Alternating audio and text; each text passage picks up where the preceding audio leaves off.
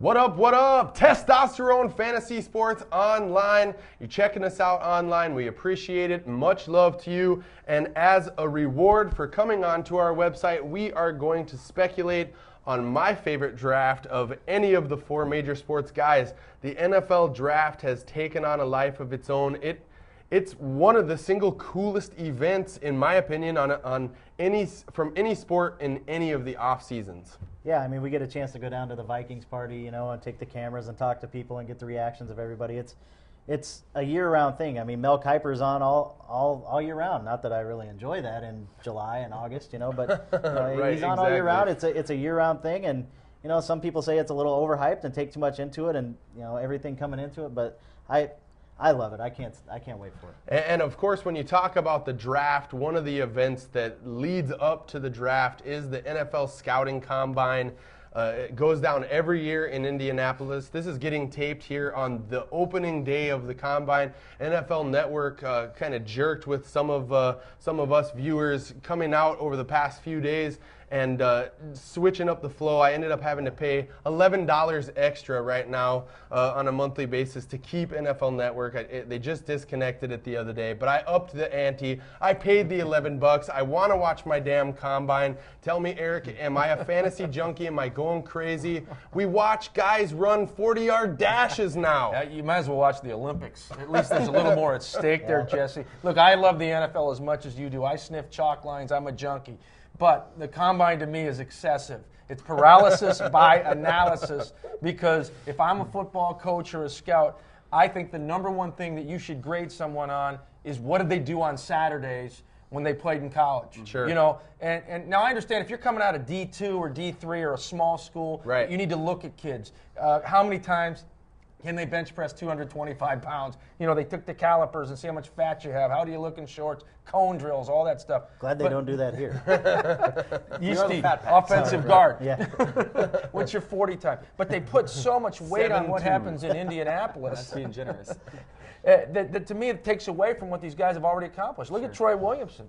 Good example. Right here in Minnesota, He ran that 4.240, and the Vikings became enamored with him. They were drooling over his speed. But did they even check to see if he could catch a football? I don't think they did. Evidently not, and now they're talking that he might not be gone. That's a little aside. But Jeff, looking at the Combine, it's something that I know we both enjoy watching. When you look at the Combine this year, what are you going to be watching for?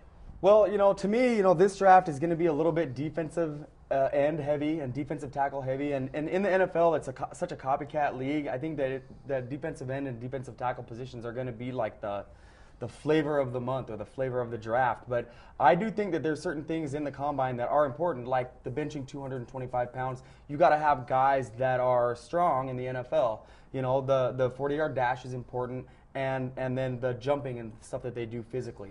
The Wonderlic test, to me, a little bit less. I don't think that a guy's stock should drop because he scored a 13 on the Wonderlic test. Look at Vince Young from a couple of years ago. Right. He pretty much failed that test, but he's a good quality NFL quarterback. Right. So I definitely agree with you, Eric, that there's certain things at the Combine that are completely ridiculous, and it's just a reason for the scouts to go and get together and feel like they're important. You know what I'm saying? That's why I'm wearing this jersey. This That's guy exactly was a what I was number gonna 6 say. round pick. He Right. was basically a Combine, MIA. He was missing in action. He was off the radar screen. So all I say is take it with a grain of salt, because all these folks down there, these scouts and coaches, put so much into this, but it is an inexact science. And then also the issues with the Combine, in my opinion, are the reason why the upper echelon players don't run or the quarterbacks don't throw. Right. Because they can't do anything to help their status. They can only hurt their status. They can only hurt their status, and I just think that it doesn't level the playing field for everybody. Yeah, I would agree with you, Jeff. One of those big questions is, are we going to see Darren McFadden from Arkansas? Now, Darren McFadden, if you're just tuning in or just checking out what he's done, you're a little bit behind. Darren McFadden, 2 years in a row, has been runner-up for the Heisman Trophy. He's in most mock drafts, he's a top 3, top 4 pick. Now, his value has been a little bit shaky lately. Some people, some experts out there are kind of taking a step back from him, from his running style. There are definitely some question marks about him. Yeasty, I know you believe in Darren McFadden. Should he run at the Combine? Will he run at the Combine? What do you think? I don't think he will. I mean, I don't think he should, and I don't think he will. I mean, he's as high as he's going to get. He just keeps getting dinged farther and farther down. And if he goes out and slips in his 40 or doesn't put in a good 40, he could drop to mid to late first round even. Right. Possibly. I mean, that's worst case scenario. But if he came out and ran like a 4.23, he'd be a top 3-4 guy again. He's going to be he's going to be within the top 5 to 6 picks no matter what. So I don't think he should. And what you're saying is kind of falls into what I'm saying. Is if I'm one of those top 5 teams in the draft, I'm looking at videotape of McFadden from when he played at Arkansas. That's going to be what I put most of my emphasis on. Right. How did he look on game day? And he looked very good. I want to talk to the guy. What's in here? Does he have the heart, the passion? Does he want to play for the Miami Dolphins or the Kansas City Chiefs? I want to get to know him. Yeah. I'm not worried about his 40-yard dash time. Right. I'm not worried about a cone drill. Now, I may want to see if he can catch the ball or something in a drill, but look at Adrian Peterson. His stock dropped to number 7. If we redrafted last year's draft today, I think he's number 1. Oh, without a doubt. Yeah, I mean, I personally think that Darren McFadden could be caught with a pound of Coke and a 14-year-old girl and still get picked in the top 10, basically because of what Adrian Peterson did in this past season. You know, Adrian came in, he was the number 7 overall pick by us, and he was lights out all year. All these teams that are in the top 10 are looking at Darren McFadden saying, we need the next Adrian Peterson. And he's going to go in that top 10 easily. And when you start talking about top 10 in this draft, as you mentioned, Jeff, it's definitely defensive end heavy.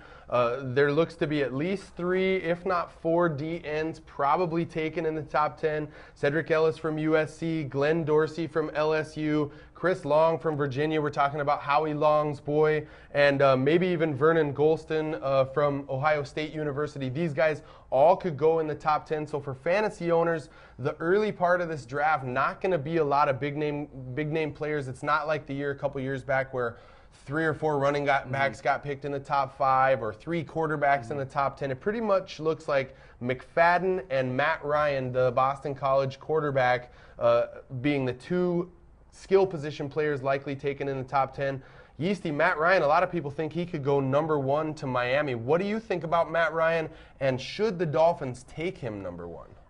If I was the Dolphins, I would address other needs. They've got so many other needs. They just spent a 2nd-round pick last year in John Beck.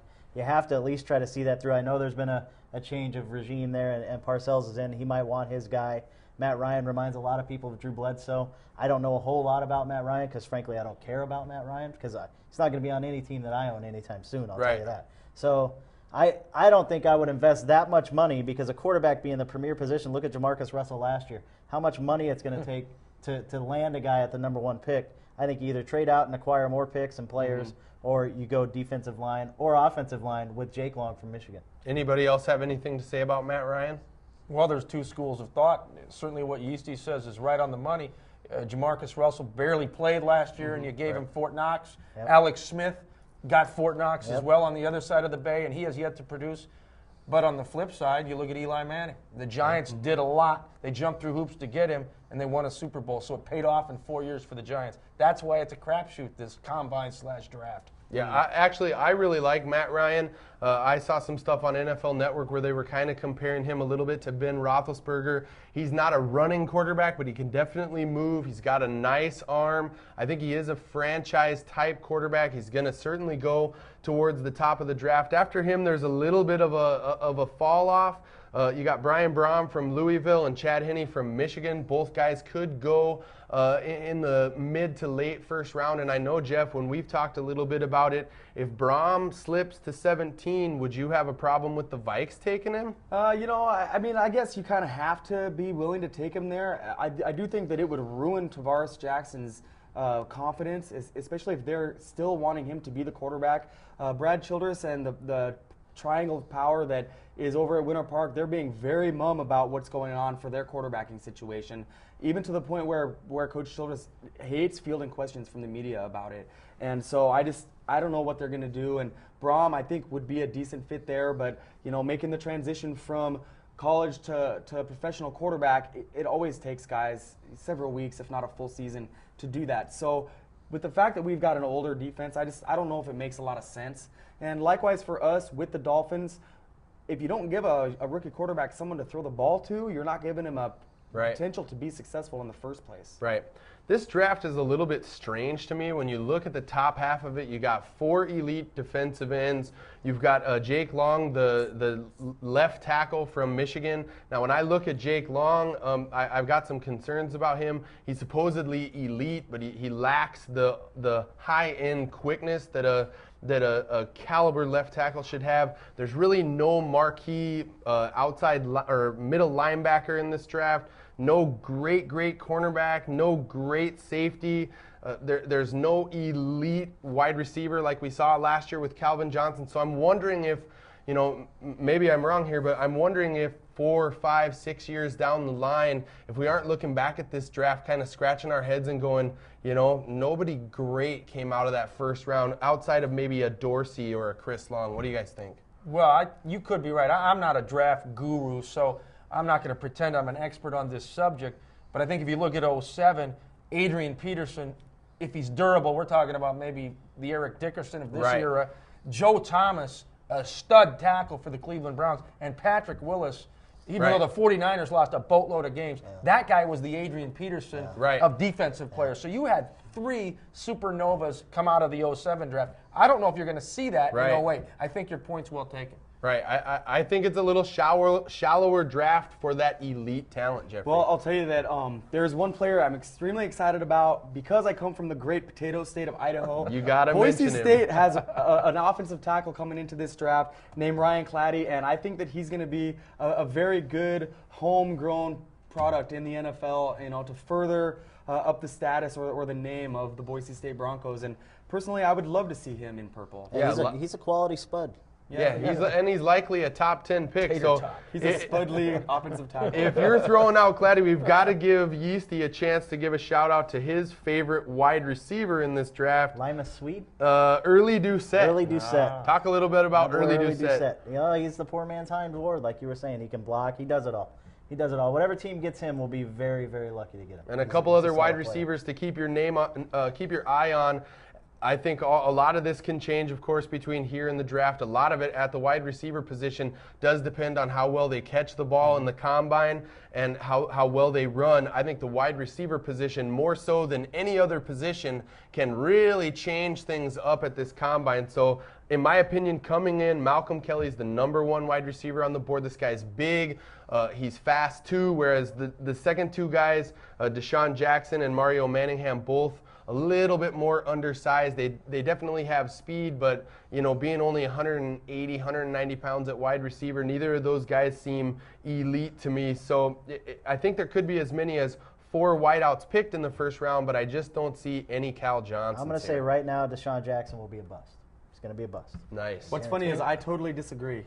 Bust. I like Deshaun Jackson because I think that as a rookie, he's the only wide receiver in this class who can make an impact now. I would bet you. All right, now but if here's I the won, reason you wouldn't why. pick. So is because I don't necessarily think that Deshaun Jackson is going to make an impact on the offensive side. But the other way that you win in the NFL is with defense and special teams. And Deshaun Jackson is a very polished return man, and I think that any team who drafts him is going to do well on their return game, and he can make an impact in that way as a rookie. Now, we would be remiss as fantasy football junkies and NFL aficionados if we did not end this segment with the most important position for fantasy owners, and of course, that is the rookie running back class. We've talked a little bit about Darren McFadden. Jeff and I are kind of in a little bit of unison here that he may not be that top caliber NFL running back. Looking at his tape, kind of seems like to me that when he gets hit, his legs go limp. He has a tendency to fall on first contact. He's not an angry runner like Adrian Peterson. So you look at some of the other guys in there in the mix. You've got Rashard Mendenhall from Illinois, Jonathan Stewart from Oregon, and Felix Jones, the other guy from Arkansas. Looking at those guys, I know, Eric, that you've had a chance to see Mendenhall a little bit up close. What do you think about this guy? I like him. Of course, I saw him against the Gophers, back in the college football season. He gained an acre that night against the worst defense in America. But then I watched the Rose Bowl game against USC, and even though that final score was a blowout, there was a point in time, early third quarter, where Illinois was hanging tough and was driving down to either take the lead or tie the game, and they had a tipped interception, and USC pretty much won the game from there. So I think Mendenhall in the right offensive situation could be a big-time back, and I think Stewart from Oregon, Oregon turns out some pretty good players. I think, you look at Steven Jackson. Oh, he's Oregon State. right? Steven Jackson, Yeah, Oregon Oregon State. State. Yeah. So, Well, you the know, state of Oregon puts out- yes. there you They can run the football up there in the Which Northwest. of those guys do you like, Easty? I like Felix Jones. I like Rashard Mendenhall. I think Jonathan Stewart's a little injury prone. I'm sold on McFadden as an SEC guy. I mean, he's elite to me, and I would trade anything to get him in the tough league. But another guy that I think is like he was saying earlier, I just forgot your name there for a second, Eric. I apologize. Like Eric was saying earlier, you know, Just call him boss. guys that I didn't go to Oregon State. yeah, guys that don't grade out well at the combine or whatever, but play well in college and will eventually play well. Mike Hart from Michigan is Yep. a guy that Yep. probably going to go in the third round or so and could be a solid NFL running back. Probably not going to be a superstar like an Adrian Peterson. Will start off as a but will backup. be a solid running back And get his eventually. He's a chops. guy that I like as well. Well, I'll tell you the thing that I think about the two Arkansas backs, Felix Jones and Darren McFadden, is if you guys remember the last time we had a committee backs come into the NFL, they played at Auburn, and it was Ronnie Brown and Cadillac Williams. Right. Both players sustained season-ending injuries this past season, and Cadillac, we may never see him on the field again. Right. And I think that there's a trend there. When you see running backs in college ranks who can't carry the full load for their team, it's going to hurt them more so when they get into the NFL. And I personally don't think that McFadden is going to be a downhill enough runner to do that. And Felix Jones, I don't know nearly as much about him, but I know he was the backup to Darren McFadden. Well, let's not forget, though, you did have Maroney and Barber in the same backfield, and they've done pretty well. Yeah. And Lendell White and Reggie Bush from USC. And actually, Lendell White might be slightly ahead of Reggie Bush Right. at this point in time. So Right. it's a hit-or-miss proposition. I think, honestly, I think Jonathan Stewart could be the best running back for fantasy owners next season.